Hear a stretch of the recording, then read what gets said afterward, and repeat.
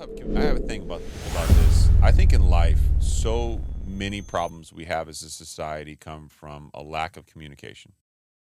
And I know that sounds like a generalized blanket statement, but I'll put it to you this way: everything we do as humans, in my mind, is unique because of the way we communicate. Did you know that monkeys, for example, can imitate animals, Okay.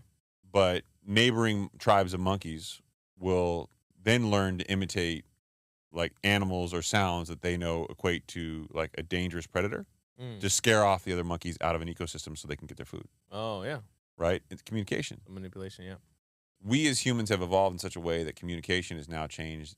Back in the 50s and 60s, mainstream media was a communication method, and everybody, there was no there was no questioning of the rhetoric. We believed the government was doing the best thing for us, and you unilaterally believe the media. Everyone bought into the system. There yeah. was no checks and balances. And Yeah. now with the podcast space, everybody questions everything to the point where it's so stigmatized and charged. I mean, look at the Trump assassination attempt, right? And I don't mean to get us, flagged, but what I will say is there people who said that his ear didn't get shot. If his ear did get shot and it got that close to his ear, that there would have been some hearing loss, would have been some damage there, that there would have been a lot more that you saw. Some people said that they saw him out the next day without a bandage. And I don't know what to believe because there's so many opinions out there in the ether. Yeah, but somebody did die, so that's like, No, I hear you. I'm not saying that there wasn't real. I'm just saying these are the opinions that are out there. He was a firefighter too, right? I don't know. I didn't follow it up. I really try to stay away from the news on the surrounding facts because I knew it was going to evolve. Yeah. Like I look at something like what's a great example of this? JFK. He was shot in what, the 60s? Yeah. And yet those files are all still classified. Why?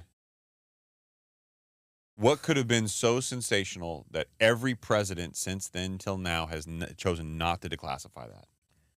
I think we know. I think we know. Have either of you guys watched Oppenheimer? Yes, fantastic movie. Yeah, I just watched that, I think, last weekend. Yeah. What'd you think? First time. It was really good. Very, very good. Did you know that Great Matt score. Damon's character, the guy who played Matt Damon's character, he actually went in front of Congress at one point in time and literally told Congress that radiation exposure, this is after the bombs were dropped, radiation exposure was a like a painless way to die. Yeah. Wow. Wow. He basically suggested, he was like, oh, it's a very pleasant, he said it was a pleasant way to die. That's what he said. Whoa. And that's how wild the back then you couldn't fact check, right? You know what's crazy to me, and I will end the show on this, but I've been thinking about this a lot lately because I went down the rabbit hole in AI a while back, and I found this crazy. So there are phones now where if I have my ear pods in, I think Samsung does this. If I have my AirPods in or my earpieces in, you can literally speak to me in Spanish and it'll translate in real time in English. How cool. And I can speak back to you in English and it'll translate in real time to you in Spanish. And I don't know how good the technology is, but I've seen it work and I've seen the videos and everything else. And I kind of went down this rabbit hole and I thought to myself, like, oh my God, like this is going to change. At some point, you're going to have like Neuralink where it's attached to your brain. Mm-hmm.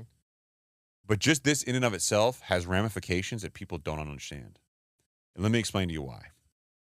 If it is fast enough and technologically good enough to translate in real time from one language to another, Yeah.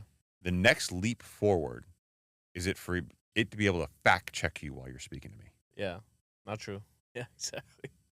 and give you probabilities of accuracy and transcribe the entire thing and take notes of the dialogue. Oh, yeah. So now me walking around, I have a conversation with Saied. Saied has a conversation with me. There's no question about what I said. It's like text messages now, right? We can speak no matter where you came up with this in a language that we both appreciate. Now, there's obviously some nuance to words and everything else, but for the most part, we can speak to one another. You can travel all over the world now and speak to anybody you want, and you can tell if they're lying to you.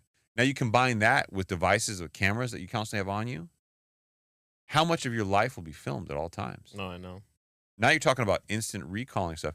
It is going to become increasingly impossible to lie. Think that through. Somebody goes on national television that says X, Y, and Z happened. And you could in real time hear your devices say that is an inaccurate representation of what transpired. Here's a video of it. It's going to become almost impossible. Don't lie. Well, lying is just one. But imagine go listen to an earnings call and someone gives you a breakdown of their earnings and they go, that's misrepresentation, that's inaccurate. The math here is wrong. This is what the math. I mean, you could all in real time. Have you watched Black Mirror? That one episode where you record? I've always wanted to watch that. I never got a chance to watch it. Oh, what was that episode about? There's one episode in there that it's exactly what Chris is saying. It records your day, so at the end of the day, the guy is like rewinding and like rewatching certain like interviews that he did. He's like, how could I have done things differently? And then he like starts rewinding back into his past, and he starts looking at like what his wife was doing, and like he's like, was I overreading the situation? So it's Bro, you guys have cameras in your house? Yeah, around the house. The Ring, yeah. I have 5 Inside the house? in my house and one at the front door. There's no point to get in and out of my house. There's one in the garage as well. You can't get in and out of my house without you being on camera. There's just no way. Yeah. Right? And there's several cameras in the house, including the bedrooms, there's cameras everywhere. Mm-hmm. And I'm sitting, and there's, on my car, there's 11 cameras. On my car. Yeah. 11. That's insane. It's insane. Wait, I have a question for you, Chris. Based on the translation conversation you just talked about AI, right? Yeah. Do you think AI is making people more stupid? No, I think there's a misconception that the laziness will make people stupid, or the lack of work will make us stupid.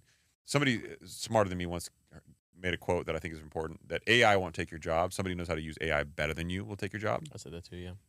Wow. Okay. I said somebody smart. Yeah, wow. Yeah, I was took that right out. I was quoting the CEO of NVIDIA. Okay, so somebody smarter than me, just not you. No, it was me. I said it to you though. But I do think AI is going to change a whole hell of a lot. And I've been spending a lot of time focusing on it, not because I'm like, ooh, AI, come buy my company, stock, AI. No, I'm not that guy. But I do want to understand the ramifications. So I think being a lawyer is going to change dynamically in the years to come. I don't think you're really going to need an attorney for a lot of things. But to Haroon's point, I was listening to an episode, God, forgive me, I forget the name of his podcast. His name is Max Lundgren? Yeah, him, right? He's got a good connection with the guys over there at Mind Pump. And he's actually, he was on Rogan, so I've been checking out his stuff, and he actually specializes in, a lot of the brain activity, cognitive benefits of things, and really like Alzheimer's and dementia, right? And he's been having some specialists on, and I was like kind of interested and fascinated by it. And he said, aside from like just being active and healthy, one of the things that keeps, that can delay the onset of some of these things is, how much are you doing cognitively later in life, right? Yeah. So to Haroon's point, if you're using AI for everything, right? I think of it like, remember back in the day you used to know how to get everywhere? You no longer have to really memorize